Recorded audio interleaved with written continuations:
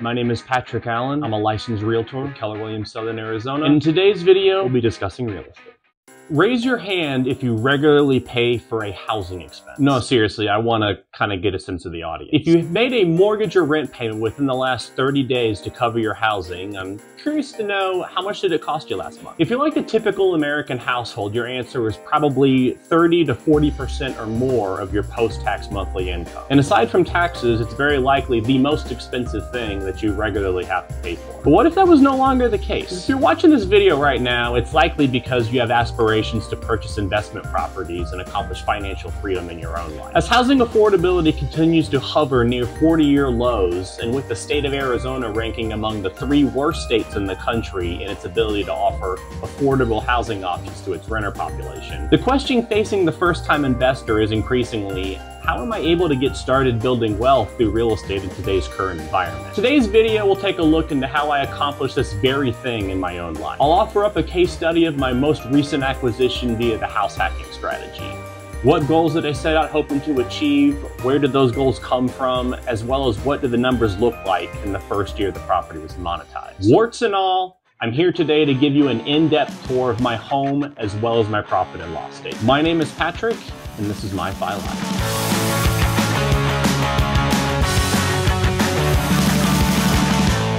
The story of how this house hack purchase came to be does not start with how I identified the potential deal or with how the negotiations worked out, but nearly 10 years before, as I'm initially exploring the world of investing through books and podcasts in the mid-2010s. And while the Bigger Pockets Real Estate podcast taught me about as much as any other individual resource over the years, other podcast options like Choose F.I. and The Mad Fientist focused more broadly on the concepts of financial independence, and they also helped shape the end goal of what I was hoping to accomplish with this next deal. FIRE in this context stands for Financially Independent and Retire Early. It provides a crucial reframe to the standard deal analysis, meaning the goal here was not strictly to maximize the financial position of the house hack by trying to create positive cash flow, but rather as a means of eliminating one or several of my own personal expenses to create a higher savings rate for future investing.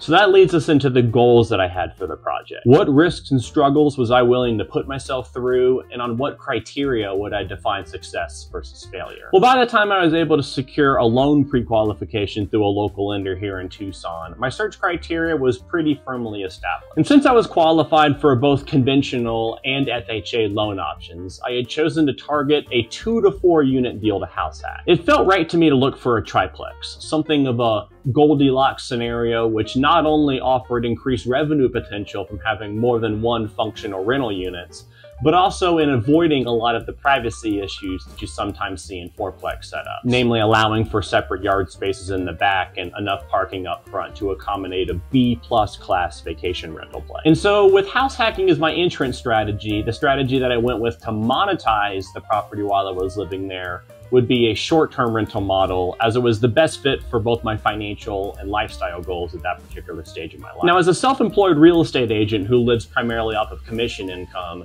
the name initially would be for the rental income from the other units to cover all living and personal expenses, allowing my future real estate commissions and bonuses to contribute first towards paying off the debt from the rehab process, and then eventually into future deal acquisitions powered by a strong savings rate. And as a former full-time cycling coach, I have a particular understanding of how best to cater specifically towards traveling recreational cyclists visiting Tucson in the cool winter months for biking and run training. And there are other considerations as well which caused me to end up with a short-term strategy. By keeping at least one rental unit available on a short-term rental model, it always allowed the flexibility to be able to hold the property off the market when friends or family came to visit. And as someone who lives more than 1,000 miles away from the rest of my immediate family, the prospect of owning a rental property that I could keep vacant for personal discretionary use was attractive. And so for the first time in 10 years since I relocated to Arizona, when my entire immediate family had the idea to come visit over the Thanksgiving holiday last year,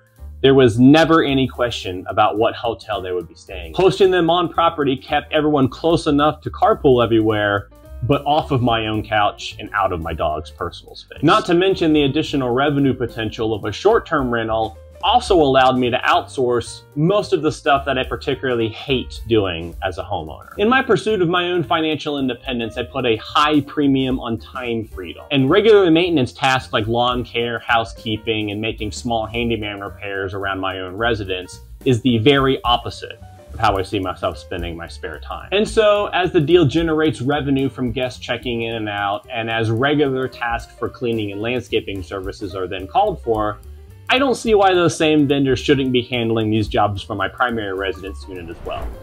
And so with that framework in mind, I knew that I was looking for something pretty specific. Probably a triplex, ideally with separate yards for each unit. I wanted to stay near the Dodge Boulevard connection of the Rito River bike path to help organize the various cycling routes that I would eventually be putting together in future bike camps, as well as being close to the local city park and all still within a 10-minute commute of my real estate team's office. After 2 profitable years as the owner of a PLLC in real estate sales, I found exactly what I was looking for as a new listing in my target demographic. To be honest, it was a little bit more money than I wanted to spend and a little further west than I had wanted to be, not quite within drunken stumbling distance home from the local bar and bottle shop nearby, but in a market of really low inventory and super high competition, I pretty much immediately fell in love with the deal all the same.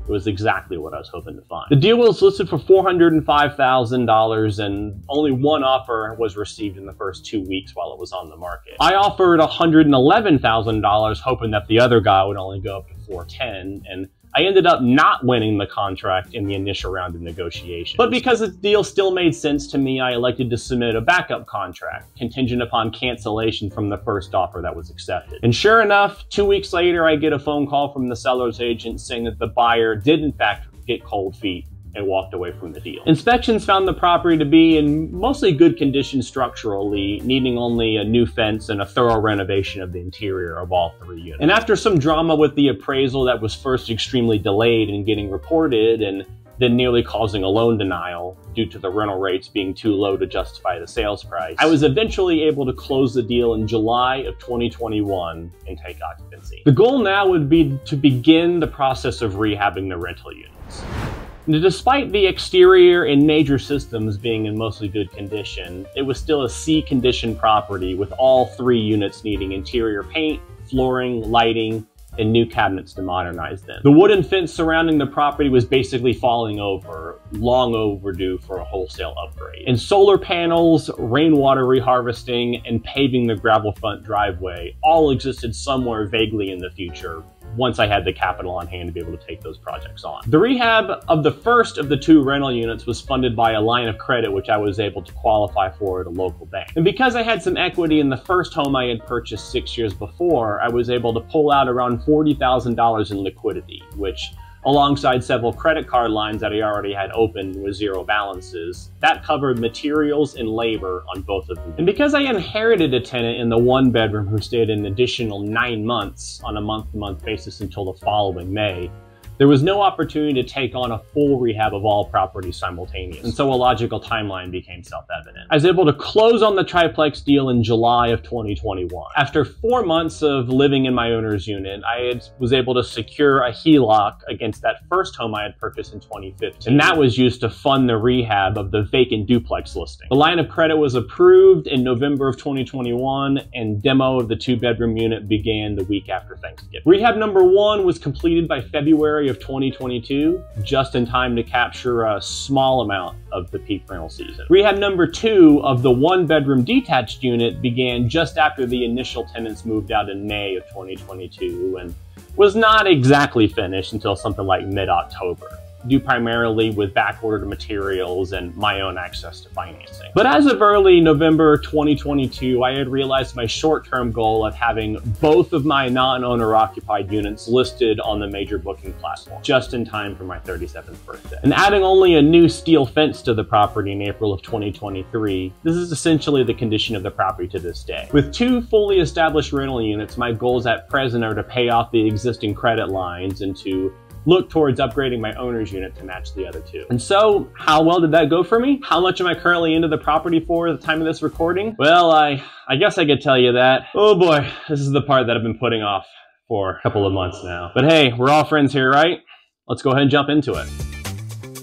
As it very often goes when buying a multifamily property, the income collected in 2021 was only the below market rent from that inherited tenant that was paying on the prior lease of the one-bedroom unit. And so there was not much collected in that first half of a year to offset the traditional mortgage payments and utility expense. At $8,000 for 6 months of occupancy, we're at a monthly figure a bit higher than my living expenses in the crappy apartment I had moved out of, at least to start with. As I got one and then eventually both properties stabilized throughout 2022, we saw the income climb to just over $30,000, and not surprisingly, also a jump in expenses as well, with the first 12 months worth of mortgage payments, as well as taking on the full responsibility for utility costs in all 3 units. The shortfall was at least mitigated down to something like $500 per month once everything was added up. I actually had a pretty good shot at breaking even on everything with some last season bookings in the 4th quarter, but then went backwards with a last-minute sewer line repair in December, which was not part of the initial scope of work of the original rehab. And speaking of which, these numbers, of course, do not take into consideration the cost to update and furnish the properties initially, so we can include that information here as well.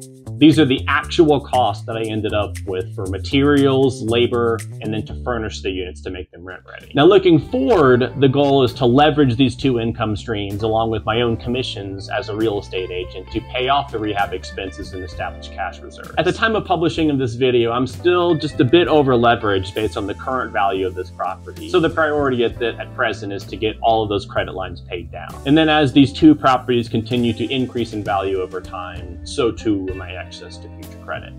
And so all that begs the question, do I consider this deal a success? Knowing what I know 18 months in, would I still do the deal? Well, while my own ability to be an aggressively mediocre hospitality worker, not to mention a terrible house cleaner, I would say I'm reasonably happy, if not particularly satisfied, by the overall trajectory of this new venture. The hospitality industry, to be sure, is a new skill for me to master and a great opportunity to expose the weaknesses in my overall F.I.R.E strategy. And despite all the failure I've ended up having to deal with along the way, I have to say I was very happy to see a few bookings in the 1st quarter of 2023 be exactly my target demographic, namely cyclists visiting Tucson between the months of January and April to ride road and mountain bikes. Basically, when I was getting started, I made a few educated guesses as to how much money it would cost to fix up the property, how long it would take to bring the property to the short-term rental market, and how much money the units would bring in once they were listed. I did have numbers in mind, but at the time,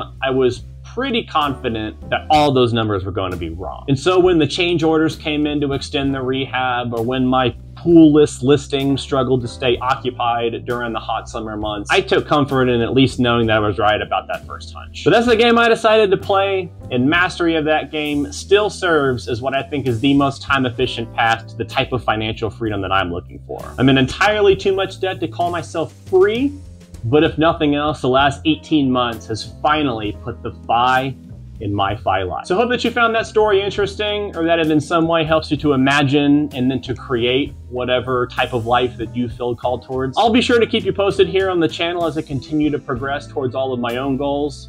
And in the meantime, I do hope you all consider me a resource for you to help find your own path, whether or not house hacking is the best route towards your lifestyle and investment strategy. Thanks for playing along. My name is Patrick, and this has been the story of how I found my F.I.R.E life.